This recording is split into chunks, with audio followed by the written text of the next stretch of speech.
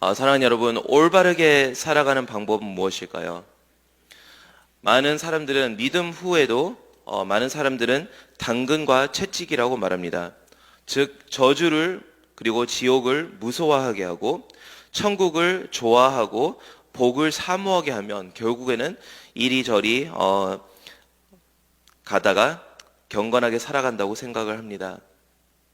하지만 제가 아이들을 키우다 보니 아무리 파리채를 들어서 윽박지르고 그러더라도 듣지 않을 때가 있고요. 아무리 초코파이를 갖다 주면서 뇌물을 바치더라도 아이들이 말을 듣지 않을 때가 있습니다. 한마디로 당근과 채찍이 혹은 복과 저주가 통하지 않는 상대가 있다는 것입니다. 특히 언제 아이들이 그런가 하면 아이들이 코코멜론이라는 만화 영화에 빠져 있을 때 아무것도 들리지 않습니다. 오늘 하느님께서 복과 저주의 갈림길 앞에서 백성을 세워놓고 복과 저주 혹은 당근과 채찍으로 이스라엘의 백성을 교훈하십니다.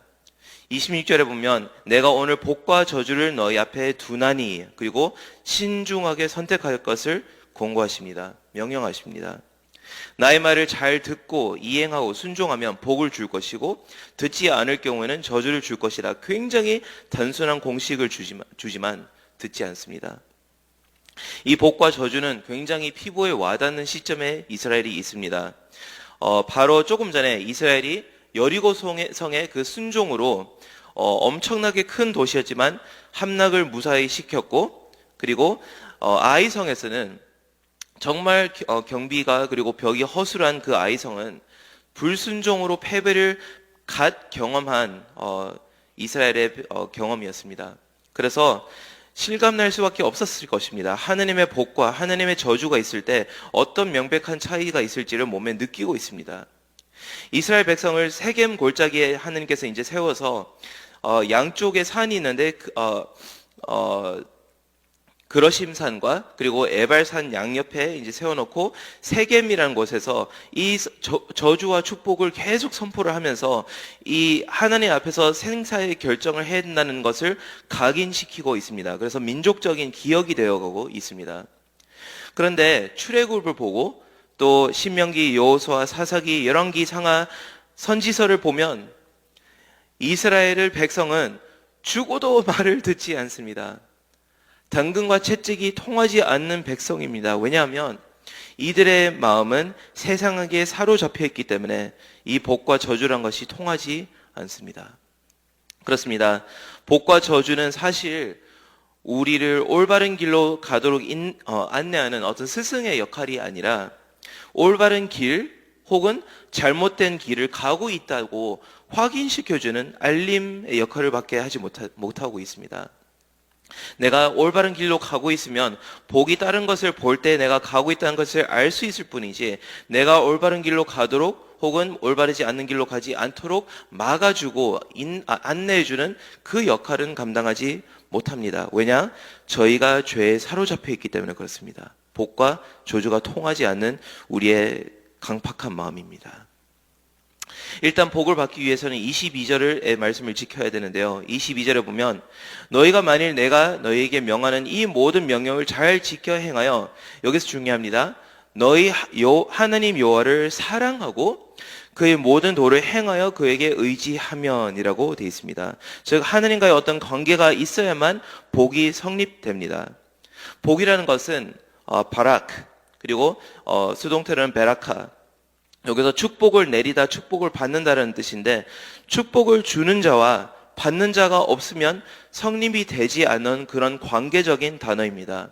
예를 들어서 돈이나 금이나 화폐는 받는 사람, 주는 사람이 없어도 물질적으로 혼자 존재할 수 있지만, 그것이 복이 되기 위해서 혹은 저주가 되기 위해서는 받는 사람이 있어야 되고 주는 사람이어야 되는데, 하느님과의 관계 안에서 돈을 받으면 축복이고 하나님과의 관계 밖에서 똑같은 돈을 받더라도 저주가 됩니다. 즉 하나님과의 관계에 따라서 모든 것이 축복 혹은 저주가 될 수 있습니다.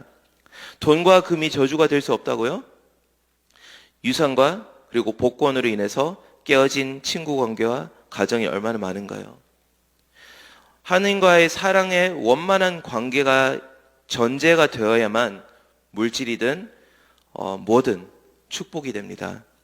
성경적인 축복은 즉 하느님께서 자신과의 올바른 관계, 의로움이라는 그 관계에서 시작해야만 내려지는 모든 것이 사실 복이 되는 줄 믿습니다. 아멘. 민수기 6장 24절에 저희가 흔히 목사님들께서 축도를 하는 말씀인데요. 여호와는 내게 복을 주시고 너를 지키시기를 원하며 여호와는 그의 얼굴을 내게 비추사 은혜 베푸시기를 원하며 여호와는 그 얼굴을 내게로 향하여 드사 평강 주시기를 원하노라 할지니라 하라. 즉 하나님의 얼굴을 비추셔야만, 하나님의 얼굴 앞에 있어야만 복이나 안정이나 은혜 그리고 평강이 있다는 성경의 가장 대원칙 중에 하나입니다. 주님 앞에 있어야만 축복을 받습니다. 반면에 저주라는 것은 28절에 이렇게 말합니다. 너희가 만일 내가 오늘 너에게 명령하는 도에서 돌이켜 떠나, 즉 어떤 간단한 행동을 떠나는 것도 있지만 더 본질적으로는 너의 하나님 여호와의 명령을 듣지 아니하고 본래 알지 못하던 다른 신들을 따르면 저주를 받으리라. 즉 어떤 행위의 잘못도 있지만 관계의 잘못, 관계가 틀어졌기 때문에 그때는 저주를 받는다는 것입니다. 다른 신들과의 관계, 그들에게 사로잡혀 있을 때에는 복과 저주가 통하지 않습니다. 다른 신들을 따르면 인생에 주어지는 모든 것이 아무리 즐겁고 기름지고 풍요롭더라도 저주가 되는 줄 믿습니다. 따라서 우리는 파리채와 초코파이로 결정되는 인생이 아니고 저주와 축복으로 올바른 삶을 살 수 없는 존재입니다. 내가 누구에게 묶여 있느냐, 누구에게 사로잡혀 있냐, 누구에게 삶의 예배를 드리느냐가 모든 것을 결정합니다. 우리 앞에 놓인 이 축복과 저주의 갈림길에 서 있을 때 내가 어디로 갈지를 결정하는 것은 내가 하나님께 혹은 세상에게 매여 있느냐에 따라서, 내가 알지 못하는 신을 따라가느냐, 내가 하나님을 사랑하느냐, 거기서 모든 승부가 나는 것입니다. 행동에서 결정되는 것이 아닙니다. 복과 저주의 갈림길에서 우리는 어떻게 해야 올바른 선택을 할 수 있을까요? 사진을 잠깐 보겠습니다. 그러심산과 에발산이 여기 지금도 있는데요. 이 사이에 자리 잡은 세겜이라는 이 골짜기 동네를 묵상하다 보면 정답이 나오는 것 같습니다. 이 세겜이라는 뜻은 어깨라는 뜻인데요. 어깨. 근데 이곳에 이스라엘로 불리게 된 야곱의 흔적이 이곳에 많이 묻어 있습니다. 야곱이라는 사람은 형 에서를 속여서 이곳에서 에서와의 적대감이 하늘을 찔렀습니다. 하지만 하나님께서 살려주셔서 야곱은 세겜에 이곳에서 제단을 세워서 엘 엘로에 이스라엘, 이스라엘의 위대하신 이로 이름 지어서 예배를 드렸습니다. 즉 야곱의 연약함도 있었지만, 야곱의 불순종이 있었지만 형 에서로부터 살려주셨을 때 여기서 야곱은 예배를 드렸습니다. 이 세겜에서 야곱의 딸 디나가 강간을 당합니다. 그리고 야곱의 두 아들인 세겜의 모든 시민들을 죽였습니다. 그래서 야곱은 그들의 보복이 두려운 나머지 야곱은 하나님의 보호를 받기 위해서, 어떻게 보면 굉장히 기복적인 신앙이지만 자기의 모든 우상들을 흙에 묻어버리고 이제 하나님 지켜주세요 했을 때, 여러분 우상을 흙에 묻는다고 우리의 죄가 묻혀지나요? 하지만 하나님께서는 그것에도 불구하고 승리를 주시고 보호해 주십니다.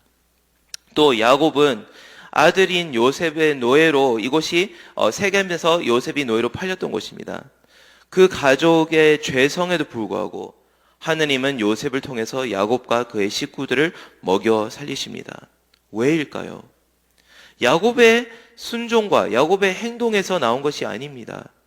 야곱의 허다한 죄에도 불구하고 400년 전에 아브라함이 이 세겜 땅에서 하나님의 땅에 대한 언약을 처음으로 받고 이곳에서 제단을 세워서 예배를 드렸습니다.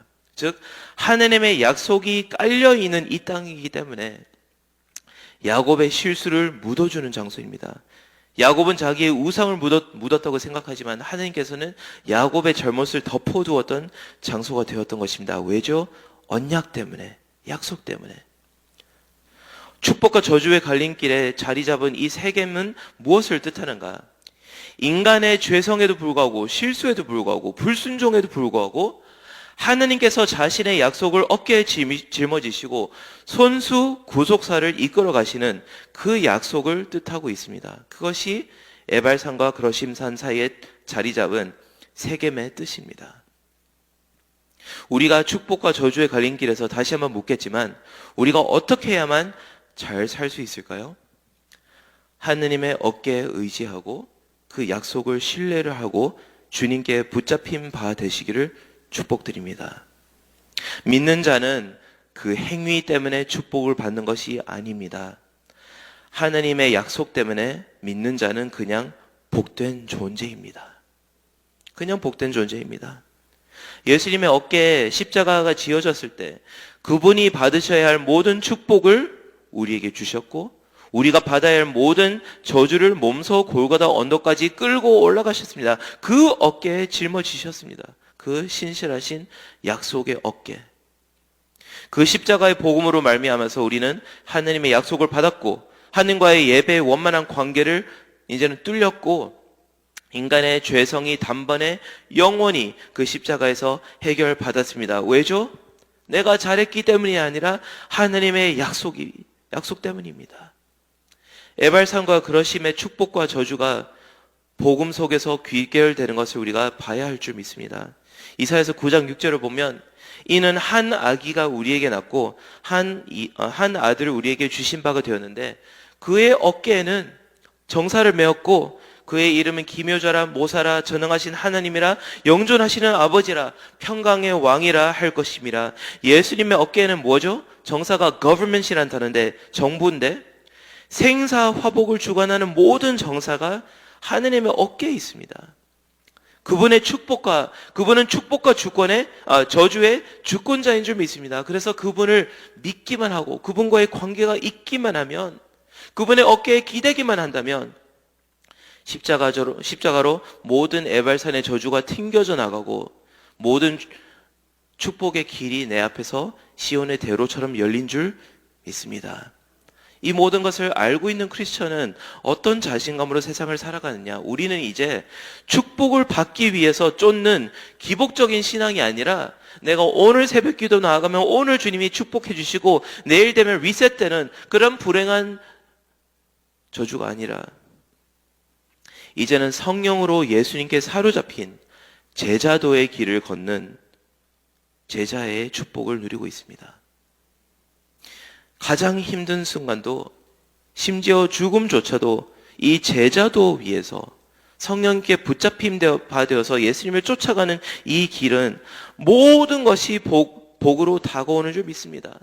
그래서 세상에 감당치 못할 사람이 이미 된 줄 믿습니다. 그러심산의 모든 축복이 예수 그리스도 안에서 우리의 것이 됩니다. 그래서 고린도 후서 1장 20절로 마치겠는데요. 이 말씀을 오늘 여러분 묵상을 하시면서 외우시길 바랍니다. 고린도 후서 1장 20절에 어떻게 되냐? 하나님의 약속은 얼마든지 그리스도 안에서 예가 되느니, 예스가 되나니 그런즉 그로 말미암아 우리가 아멘하여 하느님께 영광을 돌리게 되느니라. 아멘. 예수님 안에서 모든 축복이 우리의 것이 된 줄 믿습니다.